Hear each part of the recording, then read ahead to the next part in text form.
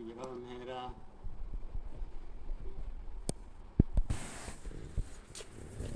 ndahera ku mateka Imana yatubwiye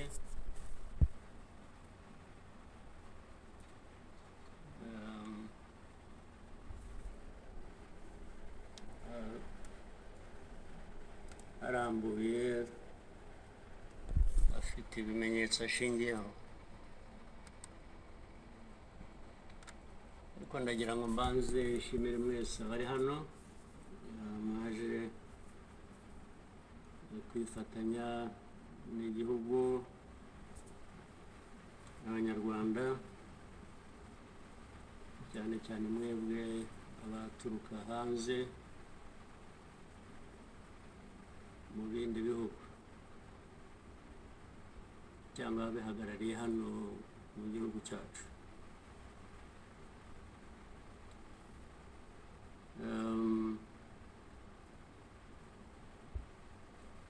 Ndabashimira kuko kenshi dusigaye tubibona bisigaye biri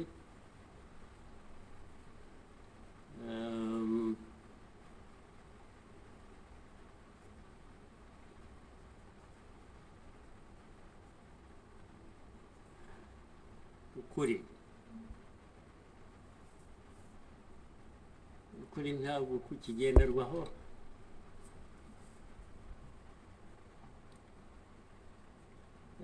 ni nacyo gituma ariko reka mvugane hari umuntu w'inshuti yanjye wigeze kumbaza atari ko wowe nk'umuntu ubaho ute ugahuza bimwe ndaza kubivuga mu rurimi rw'amahanga arambaza tubaho ute ugahuza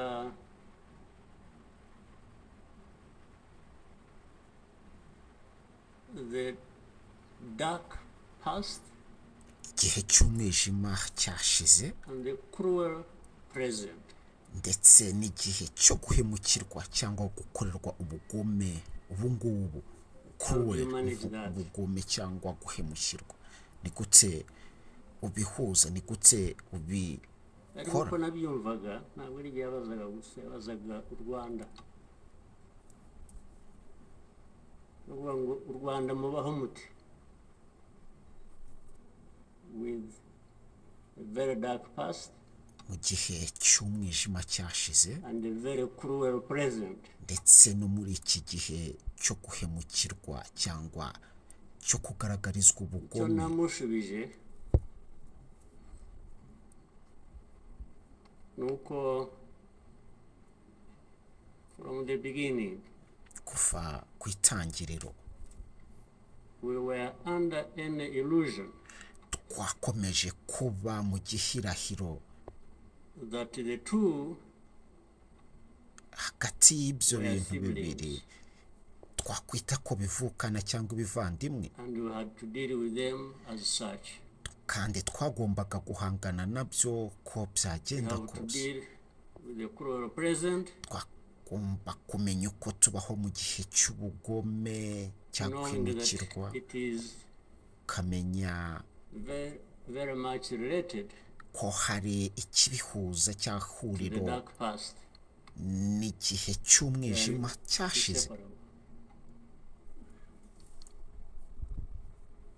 So for us we have a choice. Kuri twebwe rero twahisemo amahitamo y'icyo gukora.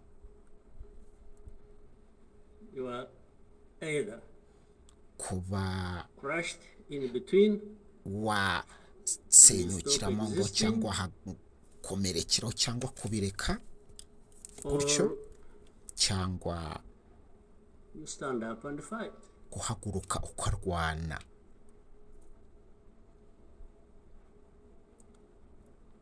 when people are saying in the testimony that igihe bamwe hano bavugaga buhamya the hope they have and ku bw'icyizere bafite what happened here ku bibyabaye hano 30 something years ago myaka will 30 never happen again. n'ibindi bishize bitakongera kuba ukundi.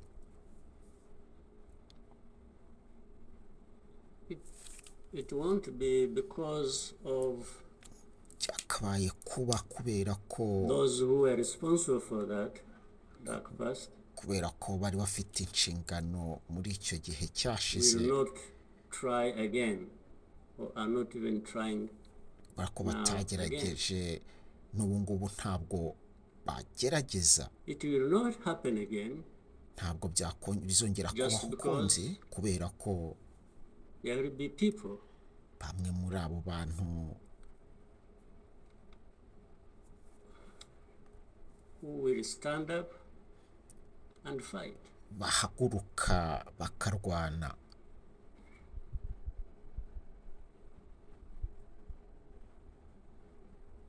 It's not because ntabwo ari ukubera ko hari abantu bake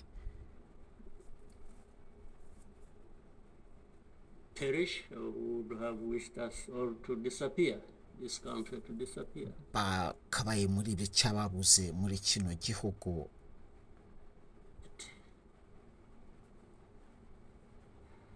How can people accept that? Ni gute abantu bakwemera ibintu nk'ibyo ko abantu not stand up and fight? badahaguruka ngo barwane? Because anyway, rimwe na rimwe there is a risk you may die. hari igihe harimo bahaguruka ugapfa. But if you don't, ariko nanone uramutse utahagurutse it's a sure thing. birizewe ko uba ugomba gupfa. So why don't I try the former? no kubera iki tagerageza uhaguruke urwane? amahirwe ari aho yo kuba warokoka ariko ukabaho ubuzima wifuza. mu gihe waramukaho ubiretse cyangwa ukamanika amaboko cyangwa ukareka abantu bakagutwara bakakujyana uko bashaka, ukubaho nkaho ari impuhwe bakugiriye kuri wowe, kuba wakwemera kubaho ko nk'impuhwe. kubera iki?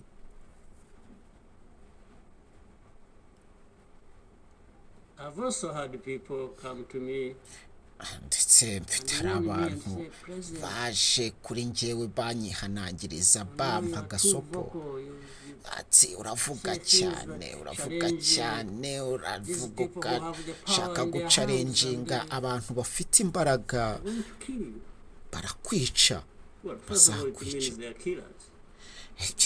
icyo gihe nese mbifata nkaho baba ari abicanyi. ariko igisubizo cyanjye kuri njye kubwira nti murazi, niba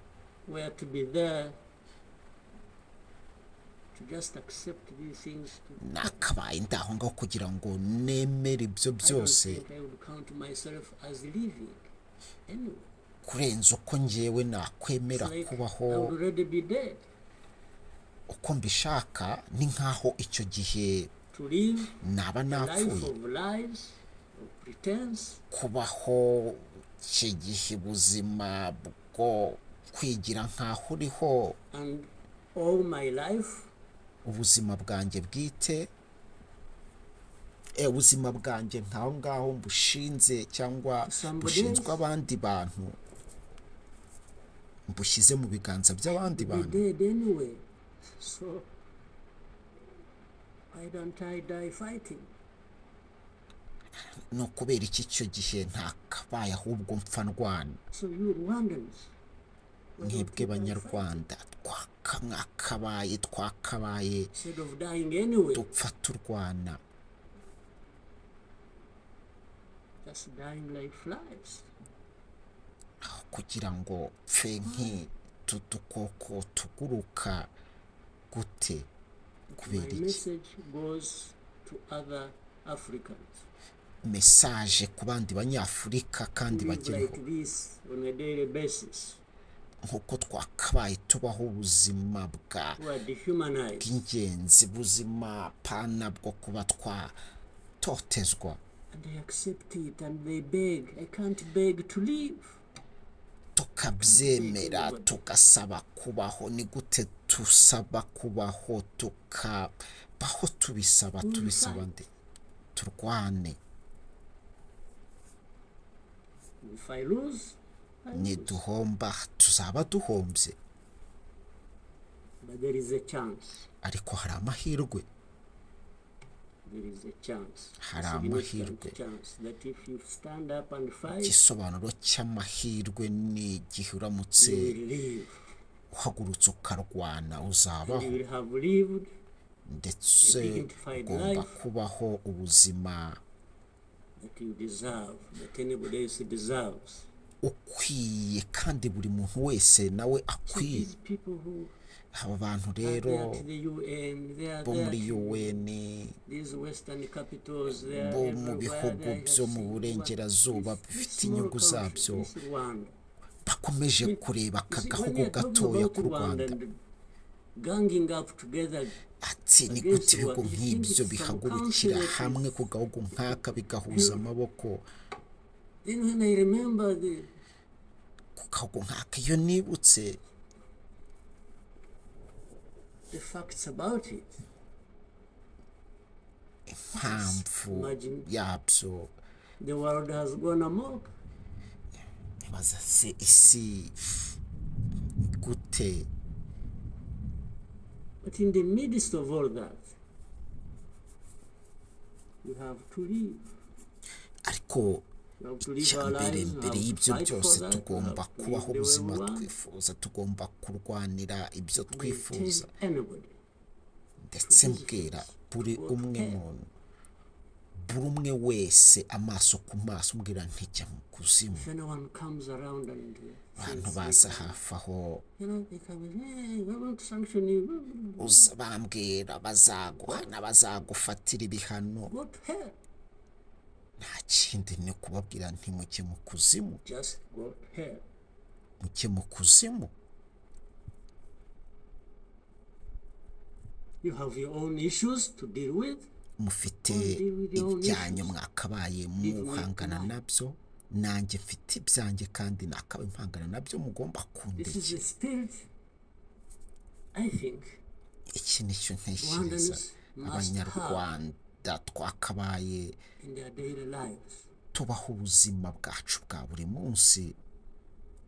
So my worry is not about how powerful these people are that come kuba down bwanjye upon us ntabwo ari and uko ibihugu bikomeye bizaza throw anything at kufatira us. ibihano, kunyura mu nzira zitandukanye I'm never banyataka. worried about that. ntabwo njye I mfite worry ubwoba about one bw'ibyo, thing, mfite ubwoba bw'ikintu kimwe aho which has lived on for centuries. It's for Rwandans. ni iby'abanyarwanda, It's for Africans ni abanyafurika who sit back and find nothing wrong with bakabaye bicara accepting ku to be bwabo treated like that. bakareba ibibazo byabo That's my bakabitwara own uko way. bashaka. ati icyo nicyo cyane, nicyo nge When can ntekereza Rwandans, ku when can banyarwanda. Africans ni gute abanyarwanda, refuse abanyafurika to be mistreated like this? tutanga kuba To be twakomeza told they have kubaho no gutya, value. kubaho tudahabwa agaciro, To be told that their lives have to be lived as a result of a favor they are being done by somebody else. bikesha inyungu cyangwa What a abandi shame. bantu.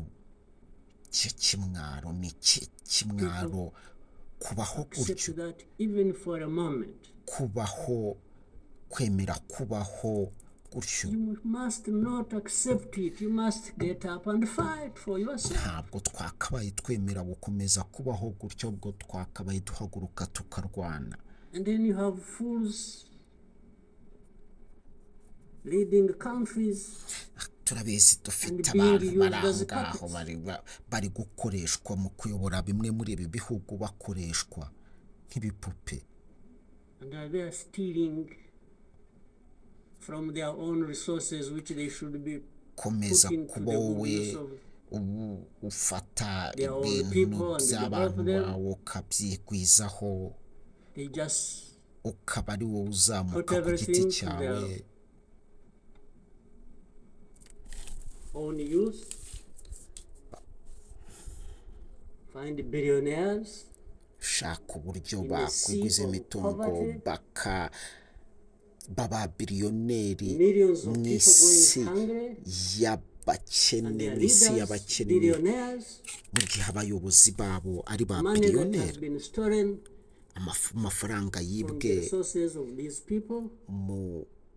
mu byavuye byavuye mu butunzi bw'igihugu, ahubwo ukajya wishimira guhora muri ibyo bihugu byo mu burengerazuba. Wumva ko u Rwanda ruzakomeza kurukoresha mu kurwangisha muri za UN, ikomeza gushyiraho uburyo bwo kuzamura uburyo u Rwanda rwakwanga. Nta kuvuga, nta wakuri bari abantu bari hariya. Udashobora kuvuga ikintu na kimwe. Rimwe na rimwe mu nama umwanzuro cyangwa igisubizo cyakabawe gifatwa, uri aho ngaho ariko ukaba udahari, gusa nkaho udahari kubera ko uvuga ati mfite byinshi n'ubundi nta mpamvu. Somebody has agents, orders them, pays them to go everywhere. Hari abantu bari aho ngaho babishyura, bakababwira, bakabahereza amafaranga yo kuba bavuga imbwirwaruhame z'urwango, kwica abantu, kandi bakabikora ku manywa y'ihangu, bakatwika, bakangiza abantu, bakabica ku manywa y'ihangu. Hajya kuvugwa ibyo bibazo, abantu batewe ahoya, ntabwo ibyo ari byo bari abantu. Ahubwo kumva umuntu nk'uwo ari kuvuga ati jewe nzatera u Rwanda nkureho ubuyobozi bwabo, ati wowe n'Abatutsi, ati turabarambiye imyaka 31. Ariko ngaho bakumva ko ari umuntu mwiza, nta kibazo, kubera ko afite abantu bafite imbaraga bamubwira ibyo akora, nabo bakumva ni sawa, bakumva ibyo birahagije, nta kibazo ku bantu nk'abo.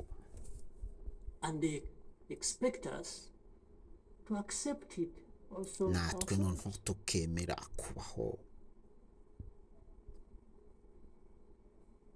in broad daylight. Ibyo bikaba habona ku manywa y'ihangu. Kwica abantu, kwiciza urwango, kuvana abantu mu byabo. Ati dufite impunzi nyinshi, ibihumbi 100 birenga by'abakongomani b'impunzi bari mu Rwanda, bakuwe mu byabo kuva mu burasirazuba bwa Kongo. And then these powerful good people come here and pick abantu rero biyita abagiraneza mu bihugu bikaze, bakazana bagafata abantu 2, 3, 4, 5 muri izo mpunzi, bakabajyana muri ibyo bihugu and bita they leave ko the ari majority byiza, here. ariko umubare They munini expect us to bakawusiga be hano. thankful that that's a huge gesture of generosity. Abo bose bakabaye bajyanwa First of ariko all, they bagasiga take hano. them knowing that these are actually refugees from Abo a neighboring babafata country. kandi bazi ko neza take them neza as ko Rwandans. n'ubundi ari impunzi z'abakongomani, ntabwo babafata Take them nk'abanyarwanda, as babafata refugees nk'impunzi from z'abakongomani babavanye hano. Only that they are taking very few. They are not. I wish they could take all of them. Kuri Those who twebwe wish to go to go and twakabaye resettle. twifuza ko bose bakabaye So babajyana the rest kubatuza aho becomes my problem. bita heza. So what they have to do is Ariko twebwe cleanse ibyo Eastern twifuza Congo gukora, of all these people, ibyo twifuza byakabaye bring bikorwa, them to Rwanda, bakabaye basukura Eastern Congo, take to your countries those you bakafata want, aba few, very bantu few, not even 0.1%, bakabasubiza iwabo, ariko uburyo bikorwamo nta the rest should gice remain gito cyane, nta nubwo byibuza wavuga ko ari Rwanda's problem. 0.1%, ariko n'ubundi ibibazo Because after bigakomeza all, gushyirwa ku these Rwanda, ones are Tutsis like Kagame. hanyuma bagakomeza That's a kuvuga simple bati conclusion. abo bantu n'ubundi babatutsi But nka Kagame. ask yourselves, Nta how kwibaza did these people end up being across the border of Rwanda? Was it really done by kwibaza Kagame? kuki abantu bakurusinze umupaka done by Rwanda? bakaza mu Rwanda. Ese koko byakozwe na Kagame? Ese koko byakozwe n'u For Rwanda? us, we are here Kuri twebwe lucky hano that bw'amahirwe we are alive, turacyari that bazima, we survived. twararokotse. So,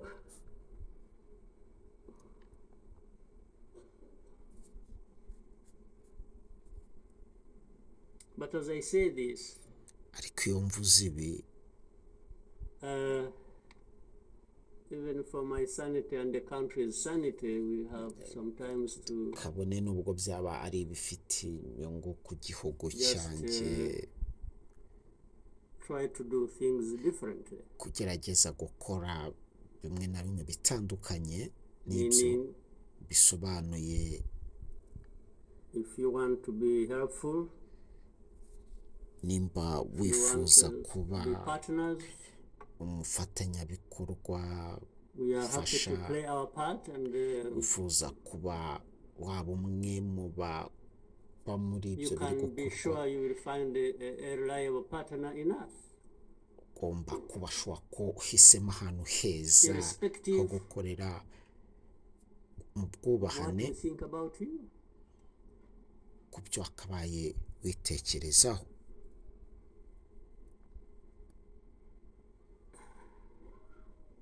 You know, Murabizi this whole thing you see every day, you know. ibi there byose are- biba buri You munsi, have heard of hari groups, amagurupe what is it? Group of experts. biyita aba You have heard of that thing? experts bakora These ibyo are people byose, who go around bakomeza experts kubaho who are supposed hafi y'abantu bita impuguke, to know better. bakabaye bazi kurenza ibi biri Than kubaha, ourselves. bakumva ko bazi byinshi Can you kurenza twebwe. Ibyo bintu And the ones who lead those groups muri abo kandi are bayoboye the izo very people gurupe connected with this history I'm talking about, all that Bizimana ni, also. ni bamwe muri abo bantu bahura n'aya Can you mateka imagine twavugaga the hano Bizimana yavugaga. Ni gute cynicism? wakwibaza ibi bintu, And this expert comes to me and asks me, izo mpuguke but zikaza hano this, zikabaza so the whole thing about genocide, this ideology that ibyo byose bya jenoside, millions of ibyo has been ngengabitekerezo yishe turned abantu, into a problem of bakabigarura minerals. bakabigarura ahubwo bakabihuza n'ikibazo Okay, cy'ubukungu, let's imagine minerals. it's a problem of minerals now. Reka tubyite ko ari ikibazo It's a koko problem of minerals in cya 1994. minerals, ubukungu buva mu Which minerals were we fighting for here? ati se koko nimba ari byo turwanira niki muri iyo myaka 31 ishize twarwaniraga hano niki ni ubuhe bukungu twarwaniraga hano. Icya kabiri, nimba koko ari ubwo bukungu, how many are actually fighting for these minerals in those places, assuming ati ni bangahe barwanira ubwo bukungu muri iki gice kurenza uko wavuga ko ufite ibimenyetso ku Rwanda ku biri kubera muri Congo bitewe n'ubwo bukungu, minerals, amabuye y'agaciro n'ibindi bintu. Ariko mu kuvuga ahubwo gahora haguruka u Rwanda. Rwanda is invading our territory we have created for ourselves, and is encroaching on the minerals we also rukaza kuba encroaching on in Eastern Congo. rugenda rukora ibyo byose byo kuvuga ko rwo rushaka ubwo bukungu bwo muri Eastern Congo. Minerals, ubwo bukungu, if what is the allegations, if these allegations were true, nimba koko ibyo bivugwa ari byo, Rwanda would be as rich as you are, those who make the accusation. Rwanda koko rwakabaye rukize kurenza uko bitekereza bibaye ari byo. Ntabwo rwakabaye rugikeneye amafaranga yanyu na rimwe. Which you give us nothing, kuri ibyo byo kuduha ubusa, come and beat us up ukaza for everything. I mean, utubwira buri kimwe cyo gukora kandi baduhaye ubusa.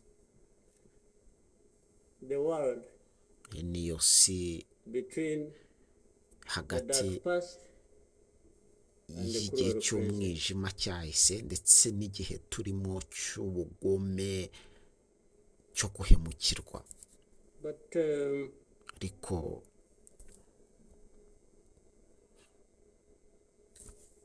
what didn't kill us and finish us kiba but 1 year ago twebwe muri iyo myaka 31 ishize has prepared us, twariteguye, twarishyize hamwe for ku the bad things that will always come. Ku bintu bibi bizaza These people want icyo ari cyo cyose ibyo abantu bifuza bakeneye. Honestly, mu by'ukuri I want to assure you, shaka kubizeza, we will not die ntabwo not fighting, tuzapfa tutarwanye. and fighting does not involve kurwana ntabwo bivuze ko ari ukwinjira ugafata ibice by'abandi, ntabwo bivuze kwivanga cyangwa kujya mu bitari ibyacu. Fighting, I mean, is kurwana bisobanuye if you find us here and want to treat us the way you want, kuri duke twacu dufite hano I just want to tugomba assure you, kurinda. you will not succeed.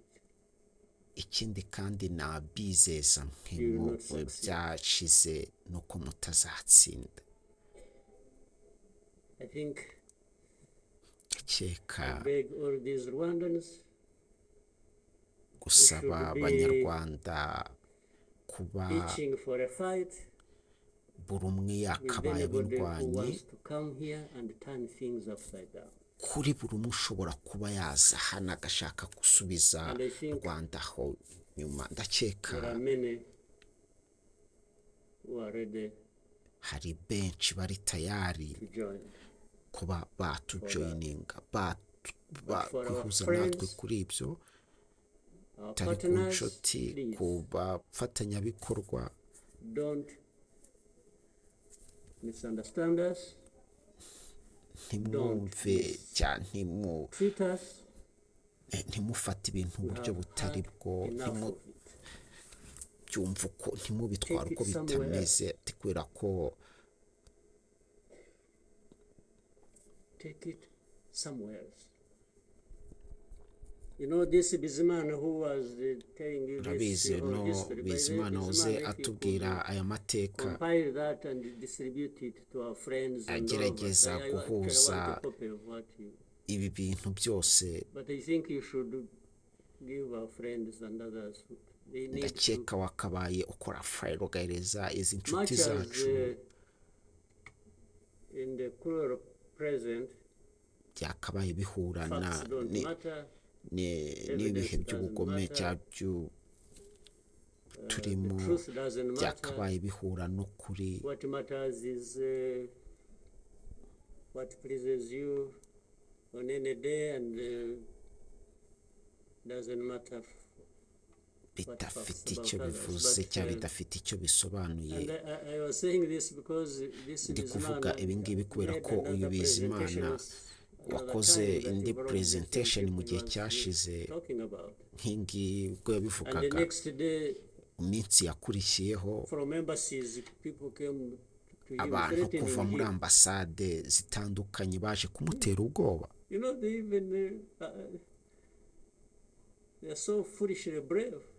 abantu nk'abo ngabo twakwita ko bafite bagiye kuri we, ndetse izindi mesaje zinyura kuri minisitiri w'ububanyi n'amahanga bamubwira bati biwavuze, ntibaza ese ibyo yavugaga ntabwo ari ukuri. baje kumutera ubwoba mu bintu uri kuvuga, ntabwo bamubwira ati ushaka kutabona visa, kuba wajya hamwe mu wataravuringa ujya hamwe, ati babimubwiye amaso ku maso. bamwe mu bantu bavuye muri ambasade batera ubwoba minisitiri wacu, ariko ngiye sinababuremenga kubera ko aya mateka dufite. abo bambasaderi akenshi na kenshi bibaza ko bari hejuru ya minisita, bamubwira bati wowe bintu uvuga this is contrary to the truth or evidence you have. ntabwo bihuye n'ukuri. bamubaza ati se wavuze si ukuri, ariko ukuri n'ibinyoma byakwibivuga uko biri. ikigerero cy'ubugome cyo guhemukirwa turi kubamo byose bikomeza kuba bihuzwa n'ibyo byose, atari ko nta kibazo kirimo. ikindi nabwira abantu,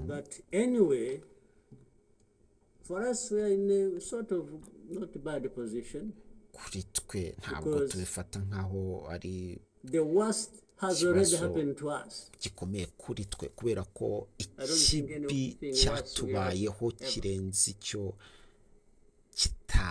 ikibi cyatubayeho kirenze twakibayemo. ntabwo rero iyi situation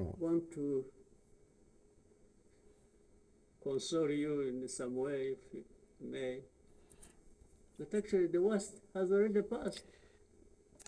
tikora ku ikibi kirenze cyamaze kunyuramo. mu gihe rero abantu muri kino gihe, the young man was giving testimony about, abantu do you think anything like that would ever happen again? umugabo ukiri muto atuhaga ubuhamya I don't think so. yabayemo, ati nicyo gihe kibi. sinkeka ko rero twakabaye tugirira ubwoba ibi byose cya buri kimwe. We took cover and things and it has passed. ati igihe cyo kuba wakwisha, igihe cyo kuba cyararangiye. turi mu gihe cyo kwiyubaka, turi mu gihe cyo kwiha imbaraga. nta kindi kintu rero nkeka ko cyaza cyakwangiza kikaba cyashegesha igihugu.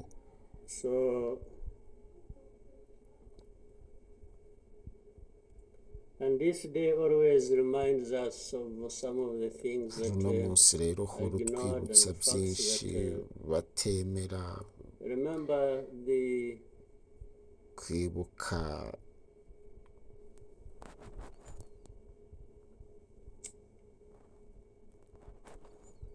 the book written igitabo by cyanditswe somebody many of you know, abantu Philip benshi Gravis, muzi bita Philip Gravis with a very long title. mu When he, and ufite this is a man titire who, ndende y'umugabo. well, at least I would have wished if they could think of such a man and put him hari in the group nakabaye of nibaza ni experts. uno mugabo Maybe they nawe would yari ari muri abo benefit. bagabo But you bring b'impuguke ariko bafite somebody just because he inyungu comes muri from ibi a ngibi. country that colonized Rwanda and that becomes the expert, I think that's not serious. But he said that the title of the book was, "We wish to inform you that tomorrow will be killed with our families." You know, who were they informing? And who was going to stop that? And who was going to come to their rescue? Nobody.